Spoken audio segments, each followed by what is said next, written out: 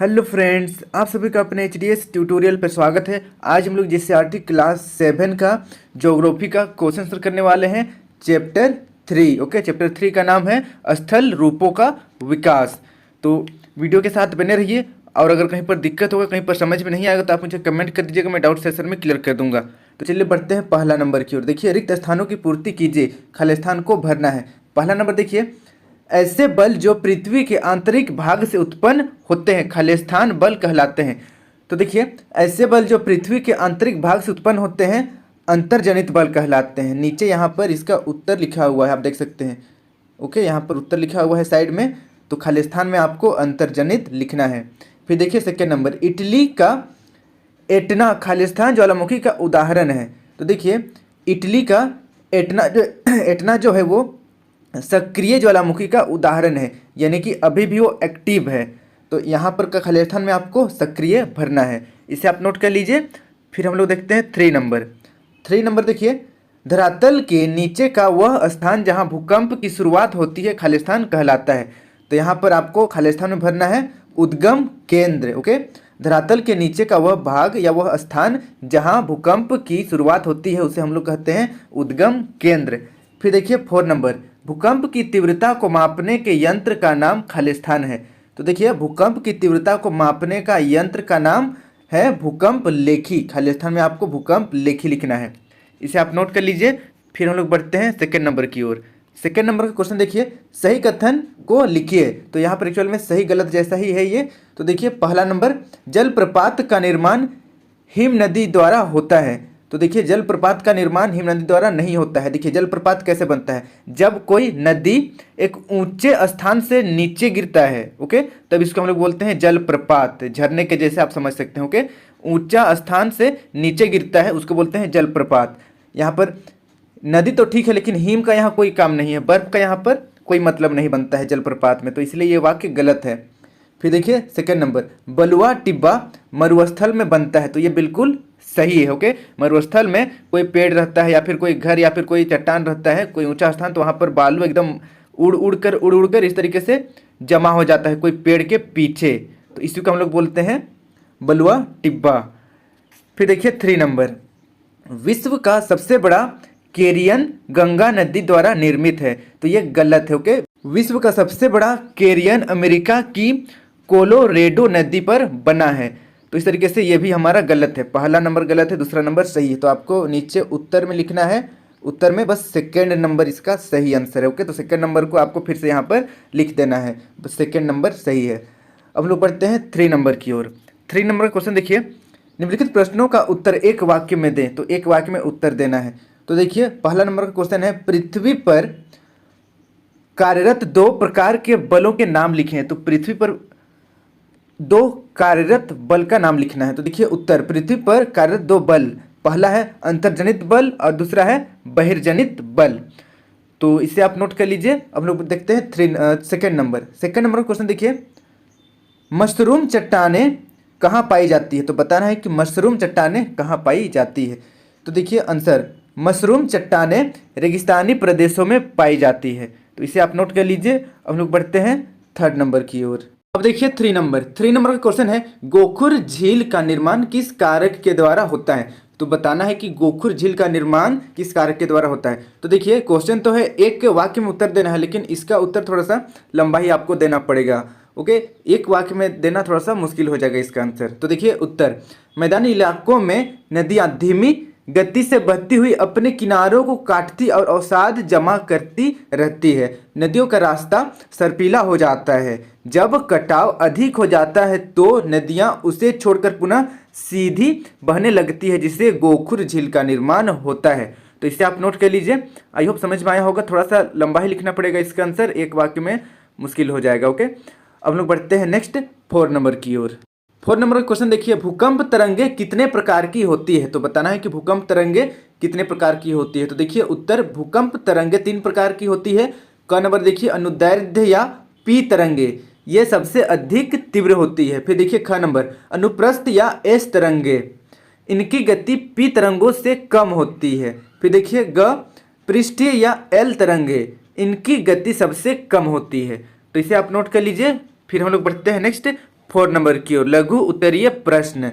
लघु उत्तरीय प्रश्न देखिए, पहला नंबर, प्लेटों में गति किस कारण से होती है? तो बताना है कि प्लेटों में यानी कि पृथ्वी के अंदर जो प्लेट उनमें गति किसके कारण होती है? तो देखिए उत्तर, पृथ्वी के अंदर पिघला हुआ मैग्मा है जिसमें गति होती है, यह एक वृत्तीय रूप में घूमता है, इस कारण प्लेटों में गति होती है। तो इसे आप नोट कर लीजिए। अब हम लोग देखते हैं second number. Second number question देखिए, ज्वालामुखी कितने प्रकार के होते हैं? प्रत्येक का एक एक उदाहरण दीजिए।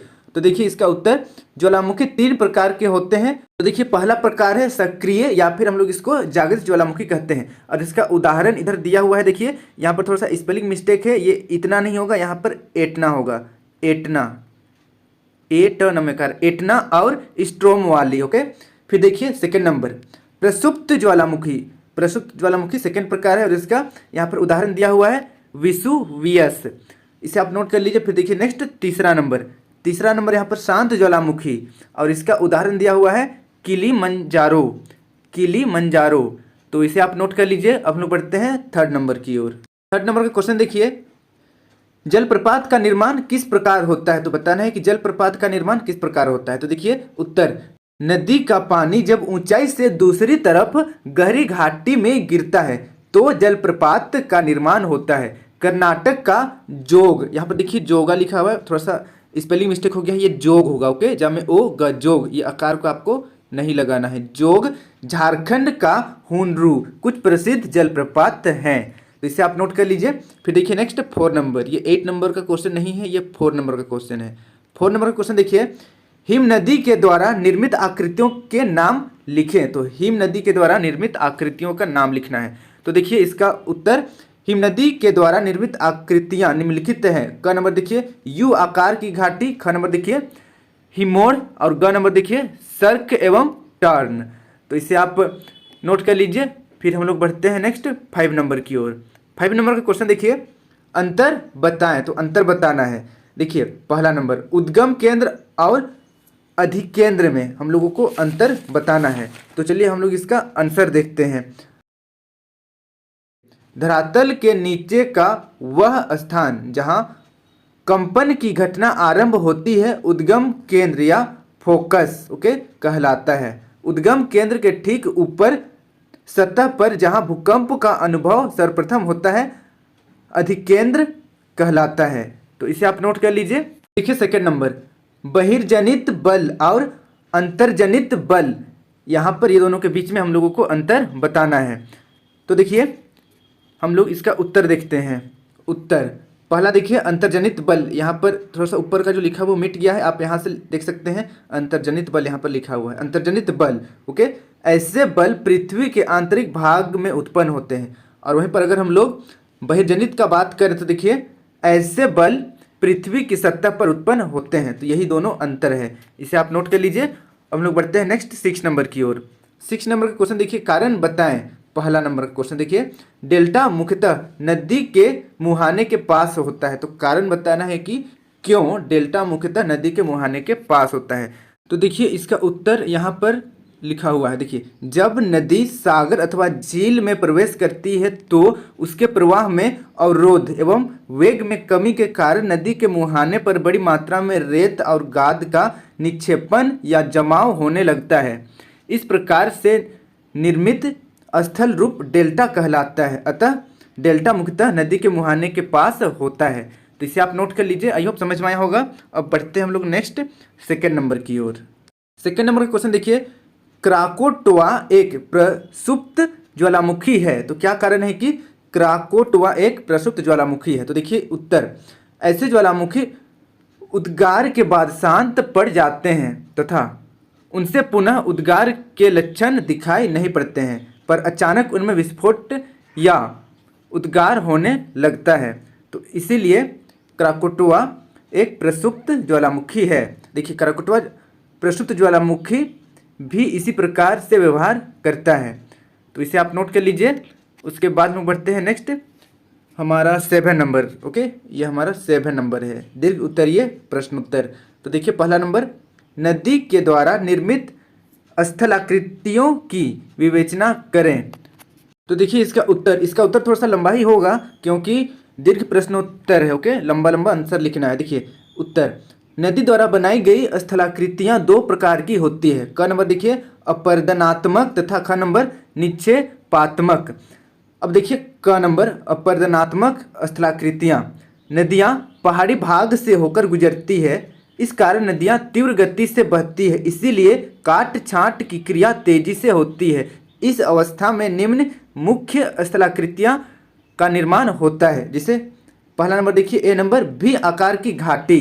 देखिए नदियां अपने अगल बगल की चट्टानों को सीधे काटती है, इस प्रकार निर्मित घाटी का आकार अंग्रेजी के भी अक्षर की तरह होता है। अब देखिए बी नंबर गार्ग और कैनियोन, जब नदियां कठोर चट्टानों को सीधी काटती है तो खड़ी ढाल वाली संकरी घाटियां बनती है, इन्हें गार्ग कहते हैं। जब घाटी लगातार अपरदन से चौड़ी हो जाती है तो यह कैनियोन कहलाता है। इसे नोट कर लीजिए। फिर देखिए नेक्स्ट सी नंबर जलप्रपात, नदी का पानी जब ऊंचाई से दूसरी तरफ गहरी घाटी में गिरता है तो जलप्रपात का निर्माण होता है। कर्नाटक का जोग, ओके यहाँ पर जोग होगा, यहाँ पर भी थोड़ा सा स्पेलिंग मिस्टेक हो गया है, जोगा नहीं होगा, जोग होगा। कर्नाटक का जोग, झारखंड का हुनरू कुछ प्रसिद्ध जलप्रपात हैं, तो इसे आप नोट कर लीजिए। अब हम बढ़ते हैं आगे। नेक्स्ट देखिए ख नंबर निक्षेपात्मक स्थलाकृतियां, तो देखिए ए नंबर विसर्प एवं गोखुर झील, मैदानी इलाकों में नदियां धीमी गति से बहती हुई अपने किनारों को काटती और अवसाद जमा करती रहती है।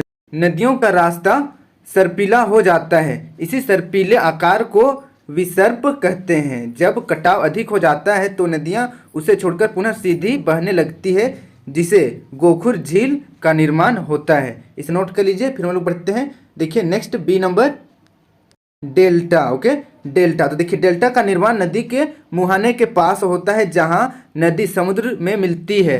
इसकी आकृति ग्रीक अक्षर डेल्टा यानी कि त्रिभुज के जैसा, ओके डेल्टा की तरह त्रिभुजाकार होता है। भारत का गंगा ब्रह्मपुत्र का डेल्टा सुंदरवन डेल्टा विश्व का सबसे बड़ा डेल्टा है, तो इसे नोट कर लीजिए। हम लोग बढ़ते हैं नेक्स्ट सेकंड नंबर की ओर। सेकंड नंबर का क्वेश्चन देखिए, भूकंप क्या है, भूकंप के क्या कारण है, भूकंप से बचाव कैसे किया जा सकता है। तो देखिए उत्तर, पृथ्वी के किसी भाग के अचानक हिलने की क्रिया को भूकंप कहते हैं। देखिए भूकंप के निम्नलिखित कारण है। क नंबर, भूकंप का कारण पृथ्वी के अंदर कार्यरत शक्तियां हैं। ख नंबर देखिए विवर्तनिक प्लेटों का गतिमान तथा उनमें संचरण होना। फिर देखिए ग नंबर ज्वालामुखी उद्गार। फिर देखिए घ नंबर मनुष्य की क्रियाओं के कारण भी भूकंप आ जाते हैं, जैसे बांध का निर्माण। इसे आप नोट कर लीजिए। अब हम लोग देखते हैं कि भूकंप से बचाव कैसे किया जा सकता है। देखिए भूकंप से बचाव, देखिए भूकंप से बचाव के लिए हम लोग तीन टाइप का मतलब प्रिवेंट कर सकते हैं। पहला तो है यहाँ पर भूकंप आने से पहले क्या करेंगे, दूसरा है भूकंप आ रहा है यानी कि भूकंप आने के दौरान, उसके बाद हम लोग देखेंगे कि भूकंप आने के बाद हम लोगों को क्या करना चाहिए। तो देखिए भूकंप आने से पहले कौन कौन सा सावधानी बरतना चाहिए। देखिए आपातकालीन योजना बनाना, आपातकालीन योजना बनाकर हम लोग भूकंप से बच सकते हैं। उसके बाद देखिए अगला है घर में सुरक्षित स्थानों की पहचान, जैसे मेज पलंग के नीचे, दीवारों का कोना, दरवाजे के पीछे, ये सब का पहचान करना चाहिए कि अगर अचानक भूकंप आ गया तो हम लोग कहाँ बचेंगे। फिर देखिए आगे घर की बीमा पॉलिसी कराना, समय समय पर विशेषज्ञों के द्वारा घर के नींव की जांच, ये सब है काम जो हम लोग कर सकते हैं भूकंप आने से पहले। अब देखिए भूकंप आने के दौरान क्या करना चाहिए। मकान के अंदर है तो सुरक्षित स्थान पर रहें, घर के बाहर है तो खुली जगह पर जाएं, समुद्र के किनारे है तो ऊंची जमीन की तरफ जाएं, वाहन चला रहे हैं तो खुली जगह पर जाएं। ओके, हम लोग देखते हैं कि भूकंप आने के बाद क्या करना चाहिए। स्थानीय रेडियो एवं दूरदर्शन केंद्रों का प्रसारण सुने, चोट लगी हो तो प्राथमिक चिकित्सा प्राप्त करें, बिजली की आपूर्ति बंद करें, क्षतिग्रस्त इमारतों में है तो बाहर निकलने का प्रयास करें। तो इस तरीके से हमारा चैप्टर का क्वेश्चन आंसर कंप्लीट होता है। आई होप समझ में आया होगा। अगर कहीं पर दिक्कत हुआ तो मुझे कमेंट कर दीजिए, मैं डाउट सेशन में क्लियर कर दूंगा। और वीडियो अच्छी लगे तो वीडियो को लाइक करके अपने दोस्तों के साथ, अपने क्लासमेट के साथ जरूर शेयर करें। इसी प्रकार के मेरे सभी वीडियो देखने के लिए इस सब्सक्राइब बटन को प्रेस करके सब्सक्राइब करें और साथ ही यहाँ पर बेल आइकन को ऑल में क्लिक करें।